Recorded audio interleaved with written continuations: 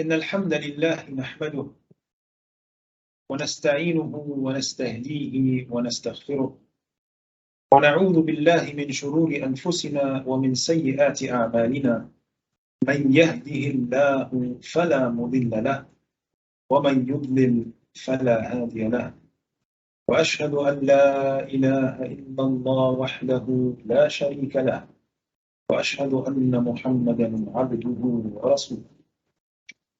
يقول الحق سبحانه وتعالى في كتابه المبين بعد أعوذ بالله من الشيطان الرجيم: يا أيها الذين آمنوا اتقوا الله حق تقاته ولا تموتن إلا وأنتم مسلمون. Praise and glory be to God, the cherisher, sustainer, king of the worlds, and peace and blessings be upon his noble prophets and messengers. Gratitude. Now, for those of you who have Arab friends, you've probably noticed that they love to talk about two things: politics and religion.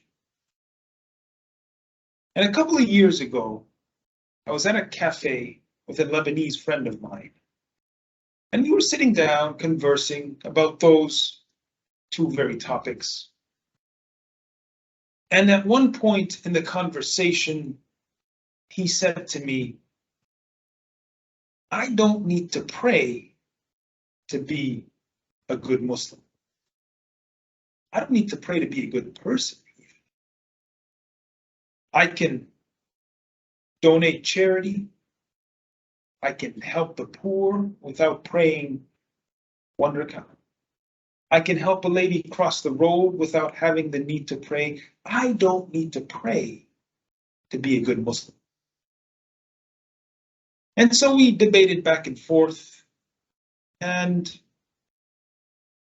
the evening came to close. We paid the bill, and we each went our own ways.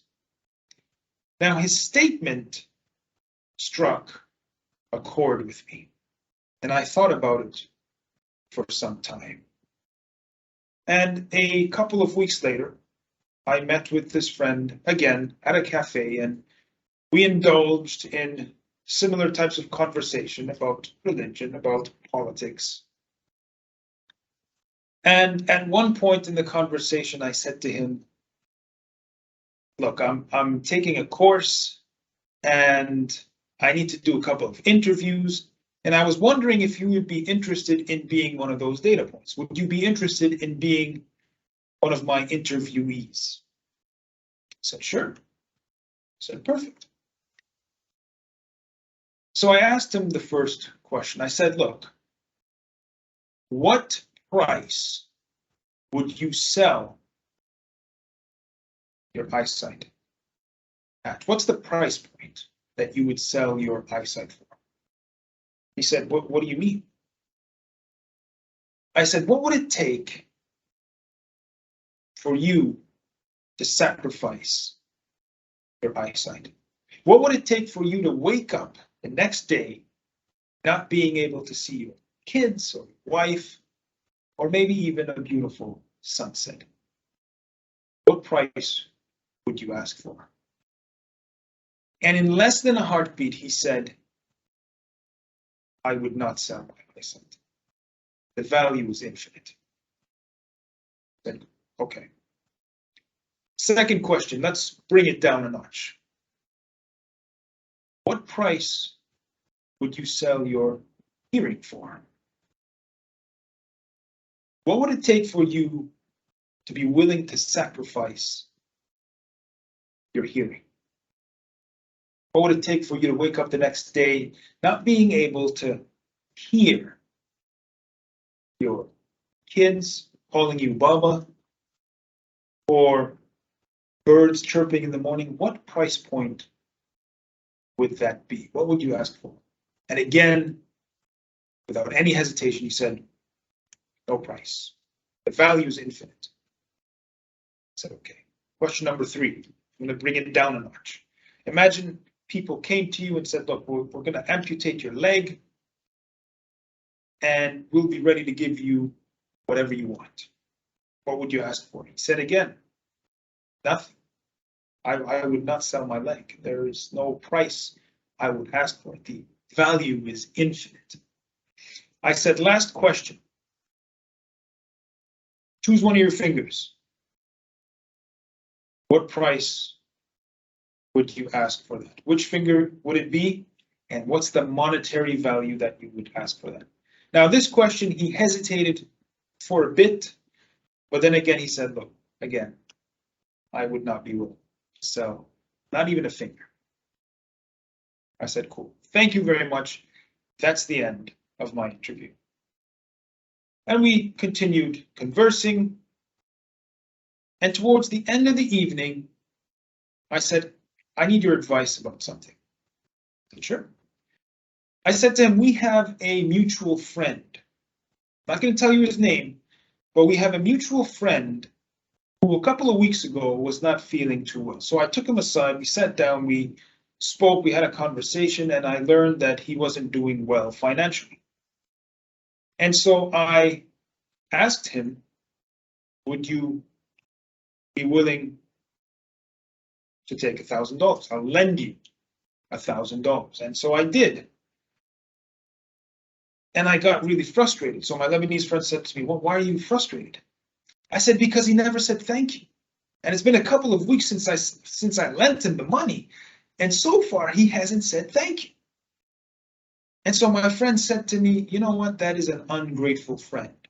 Tell me who it is. I want to know who this ungrateful person is. I said, that's for me to know. He said, well, I think that person should be ashamed of themselves. I said, okay. So I asked my Lebanese friend, what would you think of a person who receives an infinite value of blessings? What would you think of a person who receives blessings worth an infinite value and then turns around and is ungrateful to the one who bestowed those blessings, those favors upon him? What would you think of such a person? And so my friend smiled. He understood. He caught it. Allah has bestowed on us blessings worth an infinite value. There's no price we can put on these blessings, on these favors. Hearing is one of those blessings. Seeing is one of those blessings. But there's an infinite amount of blessings that He has given us. Allah says in the Quran, وَإِن تَعُدُّوا نِعْمَةَ اللَّهِ لَا تُحْصُوهَا. If you count the blessings, the favors that Allah has bestowed upon you, you will not be able to number them.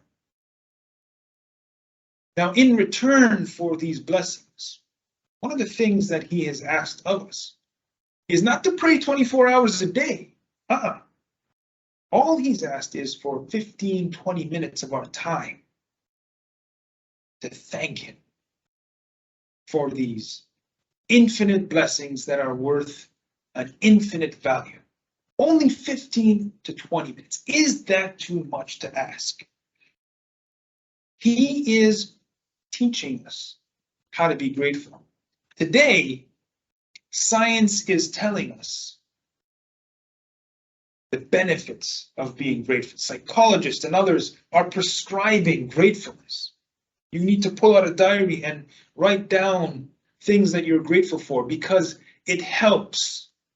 It improves your physical health, your mental health. It improves relationships.